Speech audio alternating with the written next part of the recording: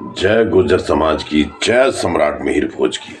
साथियों, मैं चौधरी सोनू गुर्जर मिरकपुर, राष्ट्रीय अध्यक्ष राष्ट्रीय वीर गुर्जर सेना, आप सभी को नमस्कार करता हूं और प्रणाम करता हूं।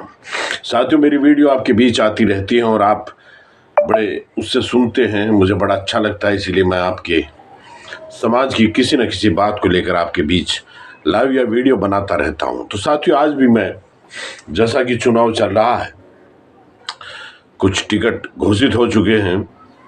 भारतीय जनता पार्टी ने ज़्यादातर टिकट अपने घोषित कर चुकी है और हमारे समाज को भी लगभग दिल्ली में रामवीर सिंह जी विधोड़ी जी को और अमरोहा में कंवर सिंह तंवर जी को और बिजनौर से भी गठबंधन भारतीय जनता पार्टी और राष्ट्रीय लोकदल का तो चंदन सिंह चौहान को दिया गया, इसके लिए भी बधाई। और हमारा जो कैराना है वहाँ भी प्रदीप चौधरी को दिया गया है। लेकिन कुछ सवाल हैं। समाज हमेशा भारतीय जनता पार्टी का साथ देता आया है, बदले में हालांकि उसे ऐसा कुछ मिला नहीं, कभी कैबिनेट मंत्री तक नहीं पहुंचाया, इसका बड़ा मलाल है। और कैराना जो एक तरह से गुर्जर सीट है, और ये कैराना पूरा शामली जिला आता है और सहारनपुर की 2 विधानसभाएं आती हैं जिनमें सबसे ज़्यादा गुर्जर हैं, नकुड़ और गंगो, जिनमें सबसे ज़्यादा गुर्जर हैं और उनमें आता है।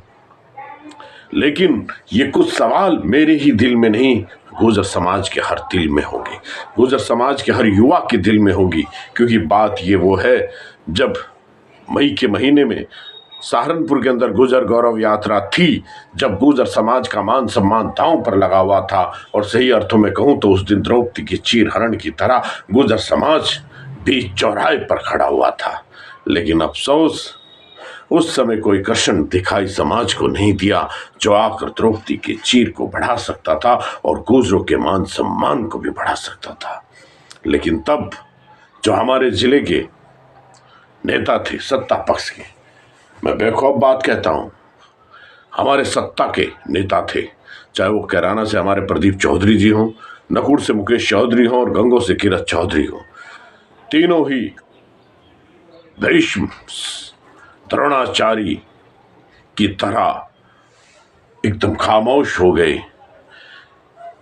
धृतराष्ट्र की तरह ना उन्हें समाज दिखाई दे रहा था, ना अपने कानों से समाज की वो दरखास्त सुनना चाहते थे और ना अपने मुंह से समाज के लिए कुछ कहना चाहते थे। लेकिन उस दिन भी उस भीड़ में समाज के लिए बहुत से नेता आए, लेकिन सत्ता पक्ष का एक नेता चल कर आया जिसने अपना सब कुछ दांव पर लगा दिया। और इतिहास साक्षी है कि उस नेता के परिवार ने हमेशा समाज को, जब सत्ता और समाज को चुनने का समय आता है तो उन्होंने हमेशा समाज को चुना। शायद यही उनका राजनीति में पीछे होने का कारण है, क्योंकि उन्होंने समाज को प्रथम पंक्ति में खड़े होकर समाज के लिए सोचा। जी हाँ, मैं चौधरी वीरेंद्र सिंह गुर्जर के परिवार की बात कर रहा हूँ। हमारे पूर्व मंत्री हैं, कई बार विधायक रह चुके हैं, 9 बार विधायक का उनका रिकॉर्ड है।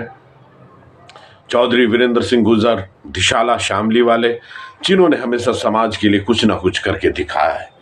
लेकिन आज उन्हें भी वक्त देने का है, उन नेताओं से पूछने का है कि आज आप सत्ता के लिए अपने लिए वोट मांगने आ रहे हैं, लेकिन उस दिन समाज अपने लिए कुछ मांगता है, उस दिन आपके वोट क्यों खामोश हो जाते हैं? क्यों हमारी फरियाद आपके कानों तक नहीं पहुंचती? और क्यों आपकी आंखें हमारी दुर्दशा नहीं देखती?